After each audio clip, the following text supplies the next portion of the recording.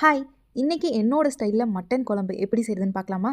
அதுக்கு ஃபர்ஸ்ட்டு வந்து மட்டன வந்து வேக வச்சுக்கலாம். நான் வேக வைக்கும்போதே வந்து கொஞ்சம் இஞ்சி பூண்டு பேஸ்ட்டு, ஜீரகம், கொஞ்சம் இடிச்ச சின்ன வெங்காயம், அப்புறம் கொஞ்சம் குழம்பு பொடி இதெல்லாம் போட்டு நான் வந்து வேக வச்சுருவேன். கொஞ்சம் உப்பு வந்து ஆட் பண்ணிப்பேன். ஸோ மட்டன் வேகிற கேப்ல வந்து குழம்புக்கான பேஸ்ட் வந்து ரெடி பண்ணிக்கலாம். அதுக்கு ஒரு கடாயில கொஞ்சம் கடலைப்பருப்பு, கொஞ்சம் பெப்பரு, ஜீரகம், சோம்பு இது எல்லாத்தையும் ஆட் பண்ணிக்கலாம். அதுக்கப்புறம் கொஞ்சம் சின்ன வெங்காயம், தக்காளி இதையும் ஆட் பண்ணி, அப்புறம் கொஞ்சம் தேங்காய் இதெல்லாம் நல்லா வதங்க விட்டுக்கலாம். நல்லா வதங்கினதுக்கப்புறம் நல்லா ஆற விட்டுட்டு பேஸ்ட் மாதிரி ரெடி பண்ணி வச்சுக்கலாம். குழம்பு செய்கிறதுக்கு கடாயில் கொஞ்சம் நல்லெண்ணெய் ஊற்றிக்கிறேன். அதில் கொஞ்சம் சோம்பு ஆட் பண்ணிவிட்டு இஞ்சி பூண்டு பேஸ்ட்டும் வெங்காயமும் வந்து ஆட் பண்ணிக்கிறேன்.